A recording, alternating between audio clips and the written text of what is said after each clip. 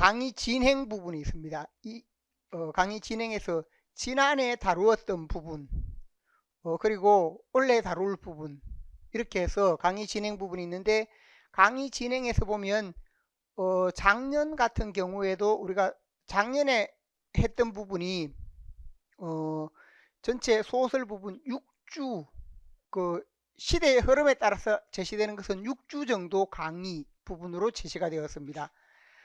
6주였는데, 그래서 그 중에 2주 3주에 해당되는 부분을 뭘로 했는가 하면, 작년에 보면 영상으로, 그래서 맨 위에 있는 표를 먼저 보면 1주 다음에 영상으로 염상섭에서 박경리까지, 이게 2주 분량인데 이게 영상으로 제시가 되었고, 그 다음에 박경리를 넘어서 50년대 실존주의라든지, 그 다음에 이렇게 해서 2, 3, 4, 이 부분에서 해당되는 내용으로 해서 전체 6주 분량으로 이렇게 제시를 했습니다.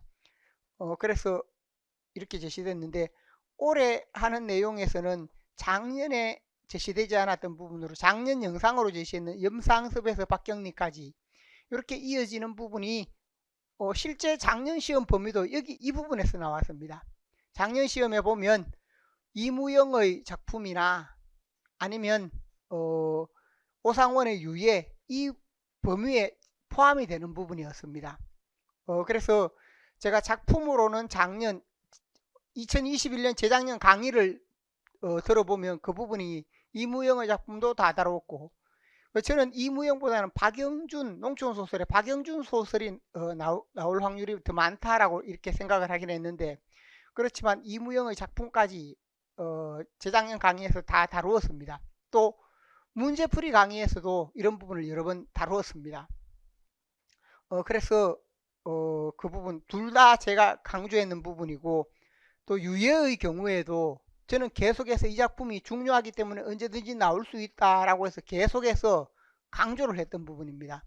그래서 소설 부분은 우리가 작년에 같은 경우에 현대소설의 경우에는 유예나 혹은 이무영의 작품이나 제가 그 작품 제목의 의미까지도 강의에서 다 설명했습니다. 항상 소설 이 제목이 어떤 의미이다 라는 것을 제일 먼저 이렇게 설명을 하는데, 그때 다 설명을 했던 내용입니다. 그래서 그런 부분들이 합격생 수기에 보면, 합격했는 분, 작년에 조교하면서 제 강의를 다 따라왔던 그 분 수기에 보면 이러한 부분이 다 나와 있습니다. 그래서 그걸 다시 제가 강조하지는 않습니다. 그래서 현대 소설 부분에서도 대체로 중요한 작품들을 위주로 이렇게 많이 나오는데, 그래서 작년에 빠졌던 부분 중에 원래 1주 2주 강의는 20년대 사실주의 부분에서 시작해서 현진근에서 농촌소설까지, 2주 부분에서는 순수소설에서 시작해서 박경리 부분에 이르는 내용, 또 실존주의 작품에 해당되는 내용도 포함이 됩니다. 이게 1주 2주의 내용입니다. 여기 1주 2주 내용을 좀 더 구체적으로 하면 조금 더 늦어질 수 있는데, 그 다음에 3주에 보면 우리 책에 실려 있지만 중요한데 제가 다루지 않았던 작품, 그러니까 이제 예를 들면 작년 재작년 같은 경우에 그때 보면 좀 최근에 출제돼서, 그 시기에 최근에 출제돼서 제가 안 다룬 작품들이 있습니다. 그 중에 중요한 작품들에 해당되는 것을 다루는 부분과 함께, 또 교재에 없는 작품, 현재 교재에 없는 작품은 따로 뽑아서 현대시처럼 현대시에서도 제가 교재에 없는 작품을 따로 뽑아서 설명을 했습니다. 그래서 우리가 전체 8주 분량으로, 8주 부분으로 분량으로 느리되 그렇게 해서 다루지 않은 작품이나 아니면 영상에서도 다루지 않았던 그런 작품들을 함께 다루게 되니까, 그래서 이렇게 8주 부분 계획으로 작년보다 강의하는 부분에서, 그래서 소설 다루는 작품 수가 많아지고 좀 더 구체적으로 그 내용을 다루게 됩니다. 그래서 이렇게 이어지니까 참고를 하시면 되겠고, 그 아래 부분의 내용에 보면 맨 아래 표가 있습니다. 그래서 1, 2, 3, 4, 5, 6, 7, 8 이렇게 이어질 때 작년에 다루었던 것이 1번 부분과 4번, 5번, 6번, 1, 4, 5, 6 이렇게 진행이 되었다면, 올해는 2, 3, 7, 8 2378로 78 부분에서 23은 뭐냐 하면 앞서 설명했듯이 지난해 영상으로 했던 부분. 그래서 30년대 소설이기 때문에 아주 중요한 부분입니다. 그 다음에 7, 8 부분은 중요한데 안 다루었거나 우리 책에 없는 작품, 없는데 최근에 보면 우리가 그 수능이라든지 아니면 모의시험 등에 나오는 작품 등을 중심으로 다루도록 하겠습니다. 그 다음에 소설 작품의 경우에도 우리가 보면 소설도 어느 시대까지 나오는가 하면 대체로 90년대를 넘어서지 않습니다. 우리 시험에서는. 그러니까 여러분이 공부하면서 제일 주의를 해야 하는 부분이 수능 시험은 새로운 작품이 아주 많이 나옵니다. 여러분이 보면 알듯 수능이나 아니면 모의고사나 이런 부분에서는 계속해서 새로운 작품을 제시해서 그 부분은 2000년대 또는 2010년대에 해당되는 그런 부분의 작품까지도 제시를 합니다. 그런데 우리 시험에서는 90년대 이후를 잘 넘어가지 않습니다. 그래서 그걸 조금 넘어갔던 부분이 90년대 부분으로 신경숙의 작품 외딴방이라든지 그 다음에 은희경의 특별하고도 위대한 연인 이런 작품들이 있었습니다. 그 외의 경우에는 대부분 80년대까지 포함이 되었습니다. 그래서 이 부분은 앞으로도 우리가 그렇게 생각을 하시면 됩니다. 앞으로도 그렇게 생각하면 되니까 너무 새로운 작품에 집중하지 않아도 된다는 겁니다. 그래서 제가 여기서 다루는 작품 정도만 하더라도 충분히 시험에 대응할 수 있으니까 그 범위를 넘어서 공부하는 것은 오히려 현대소설 부분에서는 괜히 엉뚱한 곳에 힘을 쓰는 그런 부분이 됩니다. 그래서 그 점을 참고를 하시기 바랍니다. 여기에 따라서 강의가 진행이 되니까 이런 관계를 보시면 되겠고, 그 다음에 2023년 강의에 어떤 작품들이 어떻게 다뤄졌다 하는 것을 다 제시를 해서 이걸 참고로 강의를 들을 때 참고로 보시면 됩니다.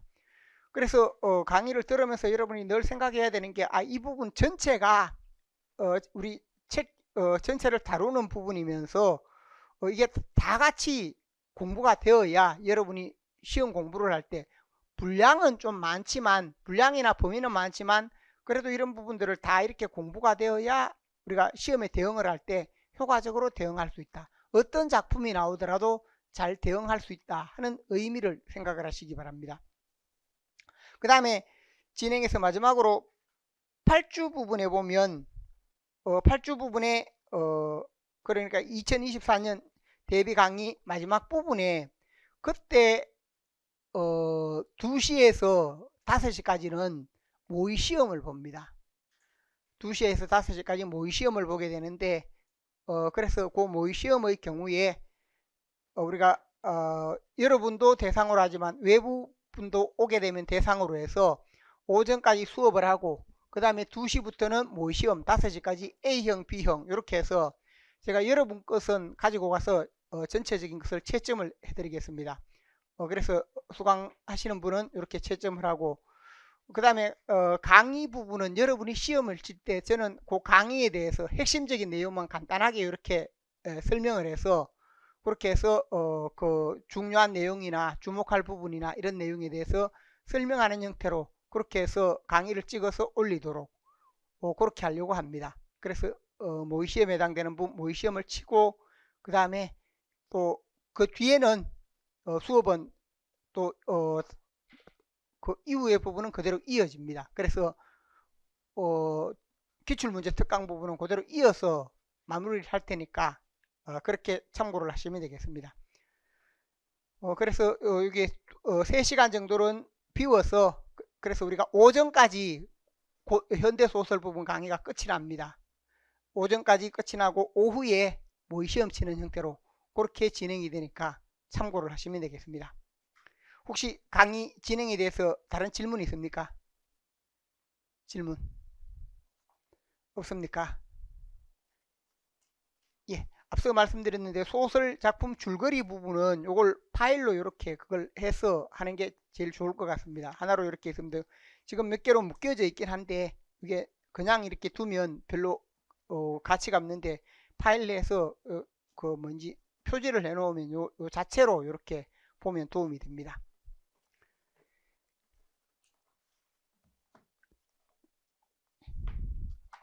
그 다음에 자료 부분을 보면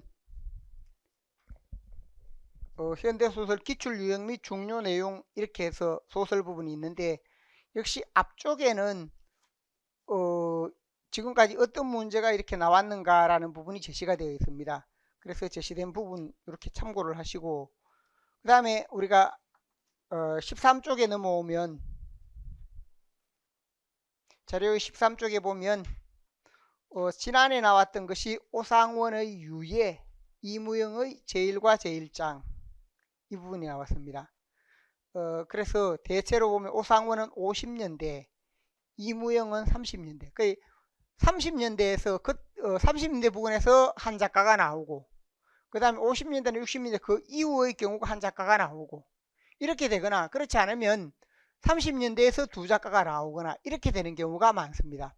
매년 보면 작년 부분에도 이청준의 경우 70년대라면 이태준의 복덕방 30년대, 그 다음에 그 2021년에도 이효석의 경우 30년대고 이문구 이란 부분이 있고, 그 다음에 박완서, 소나기와 별, 그 다음에 이런 식으로 해서 이 부분이 제시가 된 부분이 있습니다. 그래서 2020년에는 황순원과 최명익 그리고 박완서 이렇게 나왔는데, 30년대 두 작가 그리고 박완서 이렇게 나왔죠. 그 다음에 2019년에는 보면 날개와 레디메이드 인생 이렇게 해서 날개 레디메이드 인생 이런 부분이 나와서 역시 마찬가지로 30년대 부분. 그 다음에 조세희의 경우, 조세희는 또 60년대 70년대. 그래서 문제에서 보면 대체로 50년대 이후의 작품에서 한 작품이 나오고, 50년대 60년대 70년대 80년대 30년대에서 한 작품이 나오고 이렇게 되는데, 30년대 부분이 비중이 좀 더 높다는 겁니다. 그래서 대체로 30년대에 해당되는 부분까지가 약 55%, 그 다음 나머지 부분이 40에서 45% 정도 될 정도로 그렇게 문제가 나오고 있다 하는 점을 생각을 하시고, 그렇기 때문에 우리가 공부할 때 어떤 부분에 집중을 해야 하는가, 그래서 30년대 부분에 해당되는 소설, 1920년대 30년대 일제강점기에 해당되는 소설, 이 부분은 빠지는 경우가 없습니다. 항상 거기에 해당되는 부분 한 문제가 나왔습니다. 그래서 지금까지 제시되는 경향을 보면 그러한 점을 확인을 할 수 있습니다. 그래서 바꿔 말하면 우리가 1주 2주 동안 하는 부분에서 1주 2주 작년 강의에서 보면 작년에서 보면 영상으로 제시되었던 부분입니다. 거기에서도 올해도 그 부분에서도 중요한 작가 중에 누구 한 사람이 나올 수 있다 하는 점을 생각을 할 수 있습니다. 자, 그 다음에 작가 중에 보면 작년의 경우에는 반복되는 작가는 아니었습니다. 오상원이나 이무영은 반복되는 작가가 아니었는데, 이청준이나 이태준, 그 다음에 이효석, 이문구 이렇게 해서 대부분의 작가들은 반복이 되는 그런 경우가 많았습니다. 바꿔 말하면 몇 년 전에 이렇게 좀 강조되어서 나왔던 그런 작가들은 언제든지 다시 나올 수 있다는 겁니다. 그 아래 보면 이제 7번부터 박완서의 경우, 황순원의 경우, 이제 2020년이니까 이런 작가들의 경우에는 여전히 또 반복이 될 수 있습니다. 그래서 그런 작가들이라든지 또는 이상의 경우나 최만식의 경우도 마찬가지입니다. 2019년에 나왔던 그런 부분, 또 조세희의 경우도 그렇고, 그 다음에 김유정이라든지 이런 경우도 역시 반복이 될 수 있다 하는 점. 그 다음에 2017년에 나온 김동인, 2017년에 염상섭 등도 마찬가지입니다. 그래서 우리 시험에서 보면 지난해 부분에서는 새로운 작가다라고 할 수 있는데, 그 이전에는 나왔던 작가들의 다른 작품 등으로 나오는 경우가 많은데, 이것은 뭐냐면 우리가 문학사 전개에서 보면 문학사적으로 유명한 작가들이 우리 시험에 많이 나왔습니다. 그래서 그 유명한 작가들의 작품을 바탕으로 시험에 출제되는 경우가 많다 하는 점을 생각을 하시기 바랍니다. 그래서 여기에 출제된 지금까지 작품들, 작가나 작품들을 쭉 모아 놓았고, 그 다음에 제시되어 있는 것이 이제 15쪽 부분. 우리가 강의를 진행할 때는 여기에 있는 15쪽 부분 위주로 진행을 합니다. 15, 16, 17 이렇게 이어지는데, 그래서 여기에 보면 현대소설 강의에서 다룰 주요 작품에서 유파라든지 시대와 유파에 따라 이게 제시가 되어 있습니다. 개화기 20년대에서 해방 시기 쭉 넘어가면 그러한 내용으로 이렇게 제시가 되어 있다는 겁니다.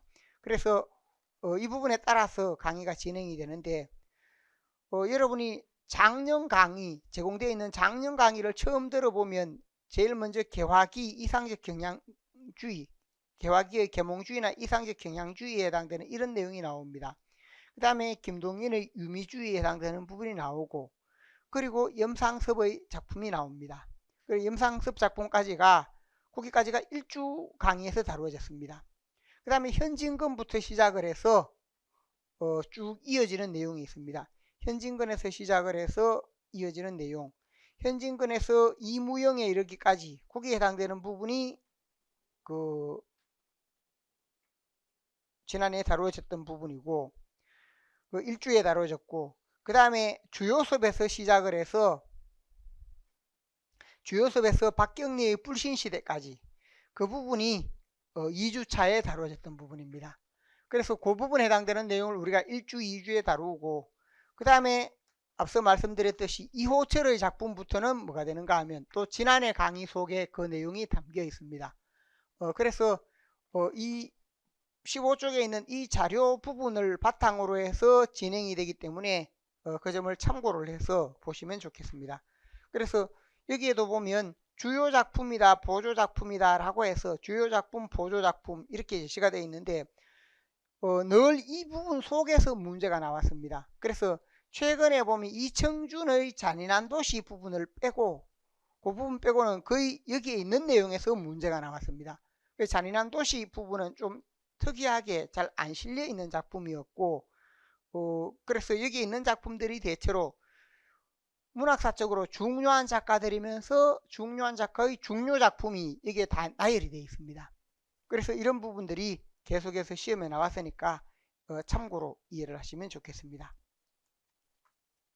자, 그래서 전체적인 강의 흐름 부분을 먼저 설명을 했습니다. 우리 책 부분을 보면 책 내용에 대한 것도 역시 설명이 되어 있을 텐데, 그것도 지난번 작년 강의 맨 앞부분 강의를 반드시 들어야 됩니다. 맨 앞부분 1주차에 보면 소설 어떻게 공부할 것인가 부터 시작을 해서 책을 이용하는 방법이나 이 내용이 지난해 강의 속에 다 제시가 되어 있습니다. 그래서 그걸 여러분이 1주의 1번 강의 그걸 참고를 해서 들으시면 좋겠습니다. 그 다음 구체적인 내용으로 들어가게 되면 소설 작품에서는 현재 제시되어 있는 부분이 현진건의 운수 좋은 날 부분이 있습니다.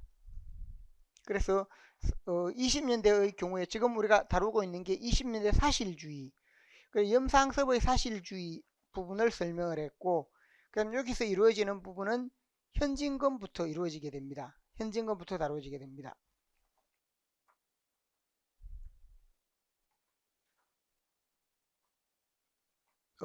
작가 현진건이 있어서 현진건의 경우 현진건의 작품은 165쪽 부분에 먼저 설명이 되어 있습니다.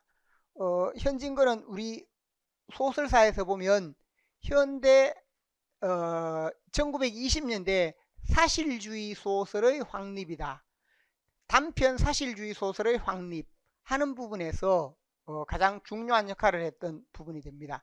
그래서 20년대 사실주의 작가 부분으로 설명하면서 단편 사실주의 확립하는 의미로 생각을 할 수 있는데, 현진건 작품에서 보면 작품 3개 부분의 그 흐름에 따라서 5번 항목에 보면 제시되어 있는 부분이 있습니다.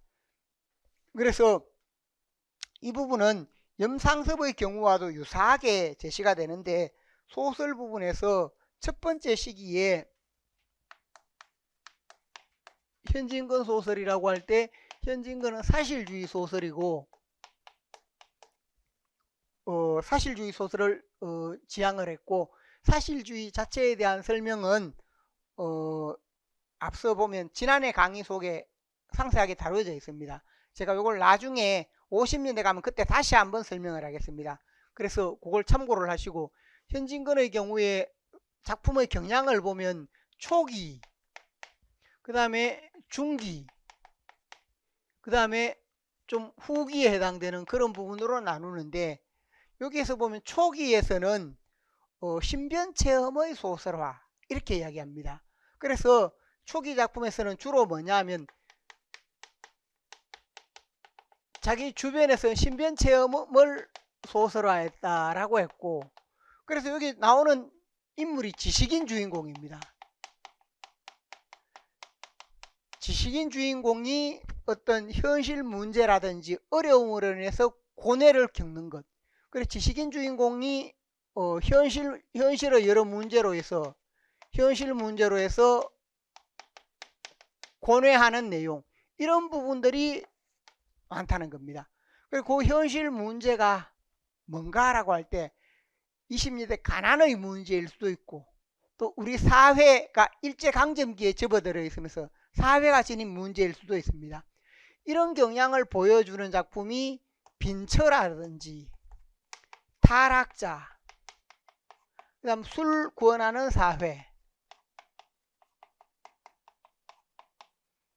이렇게 되어서 대체로 신변체험이다 라고 할 때, 신변이라는 것은 소설가 자신과 자신의 주변, 자신 주변이니까 뭐냐, 자기가 지식인이지요. 그러니까 주인공도 지식인 주인공이다 라고 할 수 있습니다. 이런 부분, 지식인 주인공이 자기 주변에서 겪은 이야기나 그 내용을 바탕으로 고뇌하고 있는 그러한 내용의 이야기. 그러다 보니까 이런 작품 속에서는 빈처의 경우에는 그래도 이야기가 좀 바탕이 되는데, 타락자나 술 구원하는 사회, 이런 건 지식인 주인공이 좌절에 빠져 있는 그런 내용이 많습니다. 좌절이나 고뇌에 빠져 있다 하는 점. 이런 부분을 겪다가 그 다음에 조금, 이거 초기, 중기, 후기라고 했지만 작품 경향에서 많은 시기가 이렇게 많이 차이 나진 않습니다. 처음에 이런 부분을 쓰다가 두 번째 시기에 들어오면 그 시기에 보면 세태, 인정이나 세태에 해당되는 것. 그래서 그 당시 어떤 세태를 풍자하는 부분, 이제 자기 주변에서 조금 신변체험에서는 벗어나는데, 그래서 그 시기의 어떤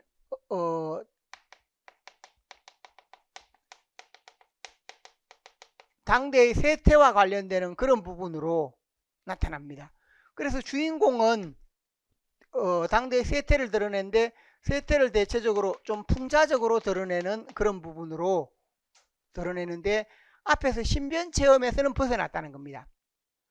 자기 자신의 주변에서 이제 세상으로 시각이 넓어지긴 했습니다. 세태를 그린다라고 할 때 그 세태의 의미는 자기 주변에서 벗어났으니까. 그러니까 여기서는 대체적으로 보면 풍자를 하는 인물 자체에서 보면 당대의 세태를 풍자해서 풍자 대상이 되는 인물, 풍자 대상이 되는 인물의 주인공이 된다. 그래서 지식인 주인공에서 이제 풍자 대상, 다양한 인물이긴 한데 그래서 풍자 대상이 되는 그런 인물이면서 여기서는 앞서 이야기했듯이 내용 자체가 이제 현실 문제에서 보면 고뇌하던 부분에서 벗어나서 이건 자기 자신 문제로 인해 고뇌하는 겁니다. 그래서 타인을